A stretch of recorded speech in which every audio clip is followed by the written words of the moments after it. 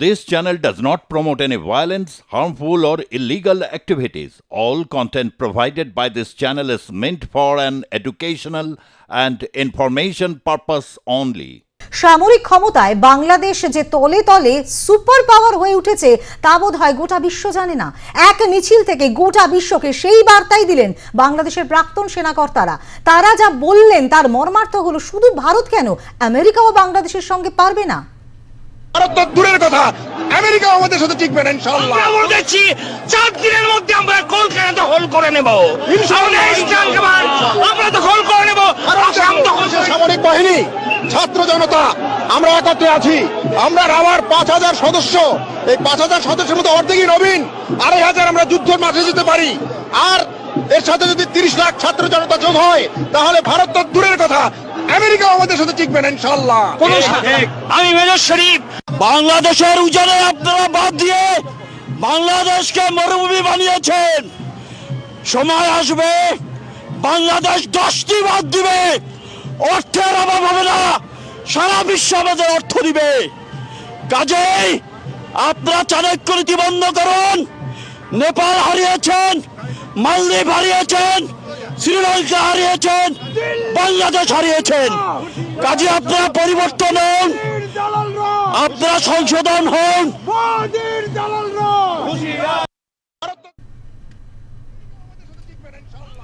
4 দিনের মধ্যে কলকাতা দখল করে নেব, ভারত তো দূরের কথা, আমেরিকাও আমাদের সামনে টিকবে না। ঢাকায় ভারত বিরোধী মিছিল থেকে হুঁশিয়ারি বাংলাদেশের প্রাক্তন সেনাকর্মীদের, এবং কিভাবে তারা হুঁশিয়ারি দিচ্ছেন শুধুমাত্র ভারত কেন, আমেরিকাও তাদের সঙ্গে টিকবে না। এতটাই তাদের শক্তি রয়েছে, এতটাই তারা শক্তিতে বলিয়ান। ঢাকার প্রাক্তন সেনাকর্মীদের মিছিলে ভারতের প্রধানমন্ত্রীর বিরুদ্ধেও স্লোগান দিতে শোনা গেছে তাদের। প্রধানমন্ত্রী থেকে স্বরাষ্ট্রমন্ত্রী নাম ধরে ধরে হুমকি হুঁশিয়ারি বাংলাদেশের প্রাক্তন সেনাকর্মীদের একাংশে। কোথা থেকে পাচ্ছেন তারা এই রকমের মদদ? তাদের কণ্ঠস্বর এত জোরালো কিভাবে? 4 দিনের মধ্যেই কলকাতা দখল করে নেব, ভারত তো দূরের কথা, আমেরিকাও আমাদের সামনে টিকবে না, ভারত বিরোধী মন্তব্য কিন্তু করেছেন এবং ভারত বিরোধী মিছিল থেকে এমনটাই হুঁশিয়ারি দিয়েছেন। প্রধানমন্ত্রীকে হুঁশিয়ারি দিয়েছেন, স্বরাষ্ট্রমন্ত্রীকে নাম ধরে ধরে সকলকেই হুঁশিয়ারি দিয়েছেন। এবং আগরতলায় বাংলাদেশের সহকারী হাই কমিশনে হামলা এবং উস্কানিমূলক অপপ্রচারেরও প্রতিবাদ তারা জানিয়েছেন। এবং এই যে আমরা দেখতে পাচ্ছি একেবারে সোচ্চার কণ্ঠে কিন্তু প্রাক্তন সেনাকর্তারা বিভিন্ন দেশ হারিয়েছে এবং এখন বাংলাদেশও তাদের হাত ছাড়া হবে, এমনভাবেই কিন্তু হুঁশিয়ারি দিচ্ছে তারা। ভারত বিরোধী স্লোগান বিভিন্নভাবে তারা কিন্তু এই স্লোগান দিচ্ছে, তাদের কণ্ঠস্বর আরো জোরালো হচ্ছে। সংখ্যালঘুদের উপর নিপীড়ন ক্রমশই বাড়ছে বাংলাদেশে, যে ছবি প্রতিদিন প্রতি মুহূর্তে উঠে আসছে, সংখ্যালঘুরা নিপীড়িত, অত্যাচারিত, সেখানে জ্বালিয়ে দেওয়া হচ্ছে, পুড়িয়ে দেওয়া হচ্ছে, মন্দির ভাঙচুর করা হচ্ছে, বাড়ি, এমনটাই কিন্তু ছবি প্রতিদিন প্রতি মুহূর্তে উঠে আসছে। এবং বাংলাদেশের এই ভাবমূর্তিতে গোটা বিশ্বের কাছে কিন্তু বাংলাদেশের ভাবমূর্তি ক্রমশই নষ্ট হচ্ছে। এবং তারপরেও এই রকম ভাবে তারা জোরালো কণ্ঠে সোচ্চার হয়ে তারা কিন্তু ভারত বিরোধী মিছিল হুঁশিয়ারি বাংলাদেশের প্রাক্তন সেনাকর্মীদের। কিভাবে পাচ্ছেন, কোথা থেকে পাচ্ছেন মদত তারা, এটাই কিন্তু এখন লাখ টাকার প্রশ্ন। 4 দিনের মধ্যে কলকাতা দখল করে নেব এবং সময় সীমাও বেঁধে দিয়েছেন, 4 দিনের মধ্যে কলকাতা দখল করে নেব। ভারত তো দূরের কথা, আমেরিকার কথাও কিন্তু বলা হয়েছে যে আমেরিকাও তাদের শক্তির সামনে টিকবে না।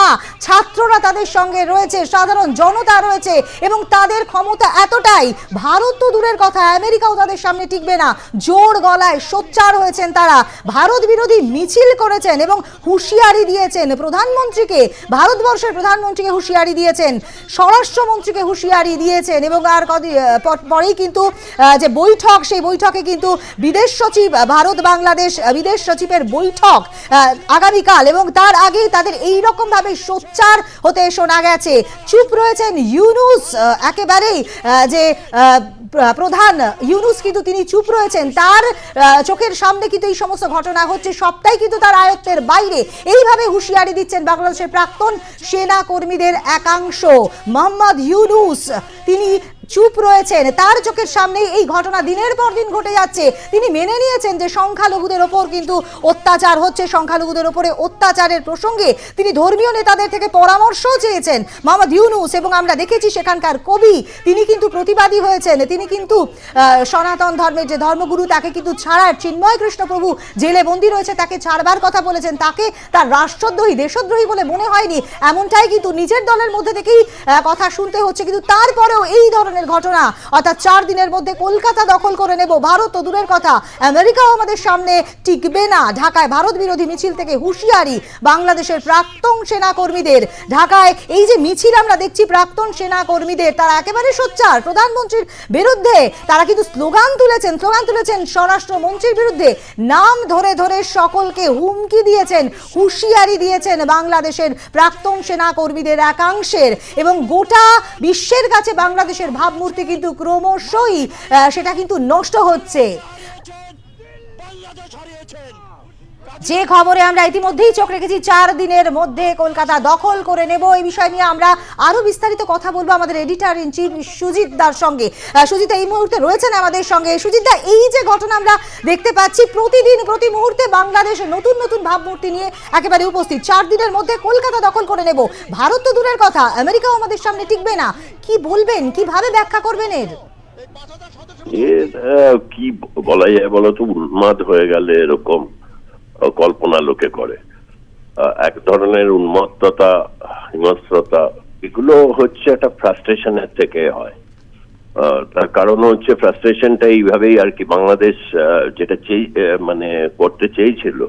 দেখো, এটা ডিসেম্বর মাস, এই মাসে ভারতীয় সেনাবাহিনীর হাতে বিভিন্নভাবে পর্যদস্ত হচ্ছে পাক সেনাবাহিনী। তখন বীর বিক্রমে লড়ছে তখন ভারতীয় সেনাবাহিনী এবং হচ্ছে স্থলযুদ্ধে ইস্ট বেঙ্গল রেজিমেন্ট, যেটার মধ্যে জেনারেল জিয়াউর রহমান বাংলাদেশের রাষ্ট্রপতি, তিনি নেতৃত্ব দিচ্ছেন, মুক্তিযোদ্ধারা লড়ছে।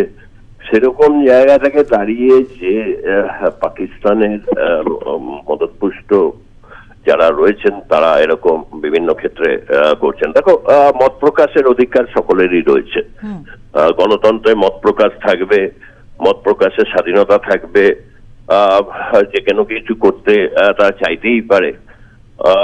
যদি বলা হয় যে তারা বলতেন যে সাংস্কৃতিক ঐক্য 4 দিনের মধ্যে প্রতিষ্ঠিত হবে, এইটা চাইলে যদি সরকার চায়, বাংলাদেশের সরকার বা তারা তাহলে এটা 4 ঘন্টায় তারা করতে পারেন।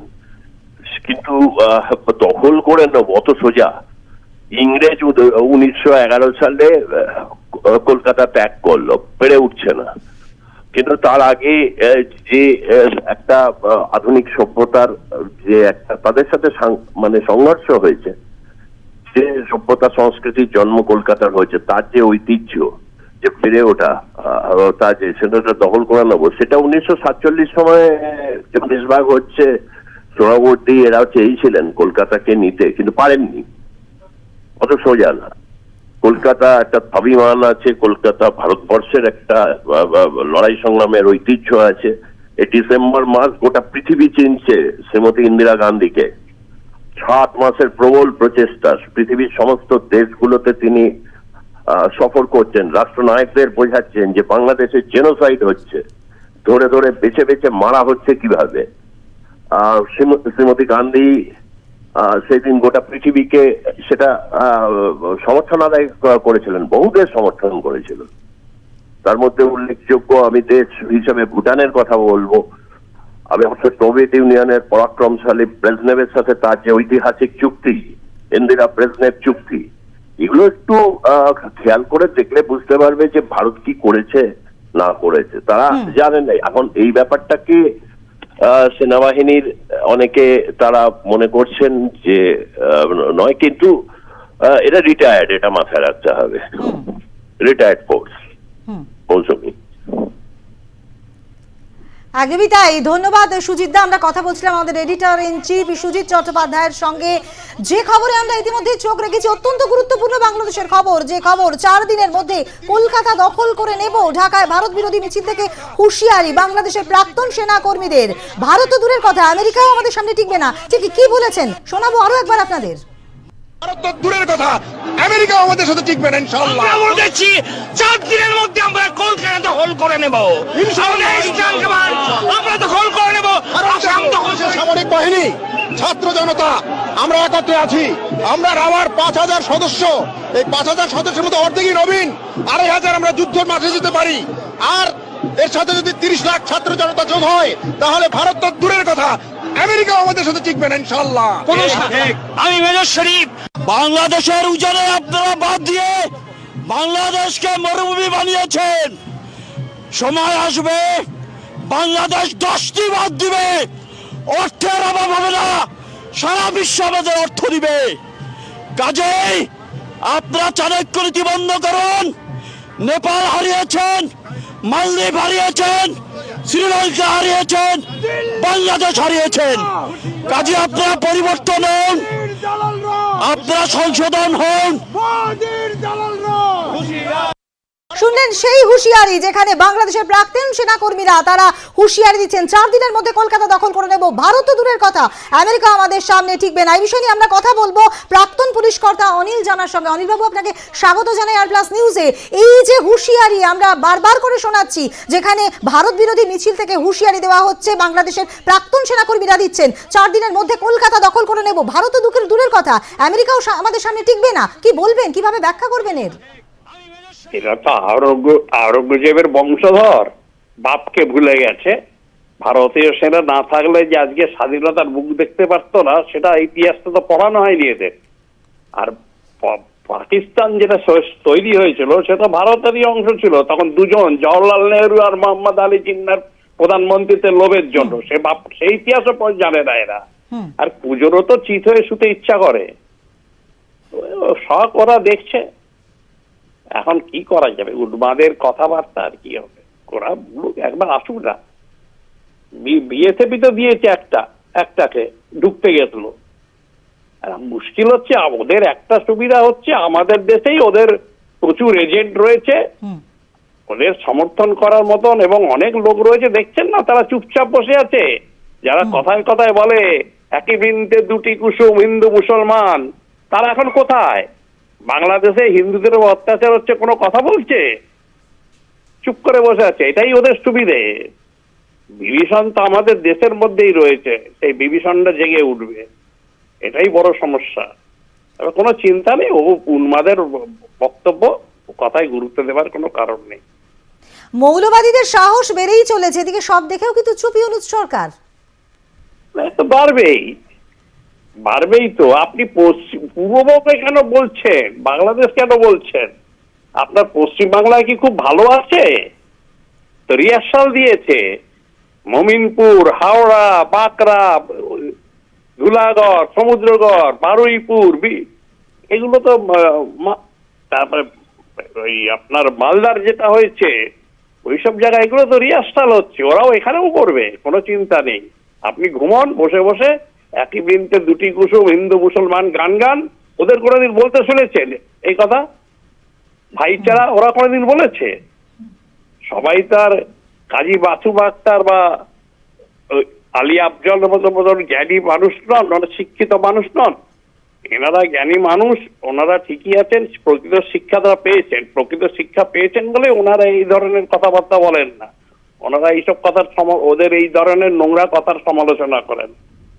এখন সবাই তো ওই রকম নয়। এখন আমাদের হুমায়ুন কবিরের মতন বিধায়ক তো রয়েছেন, দুর্ভাগ্য আমাদের।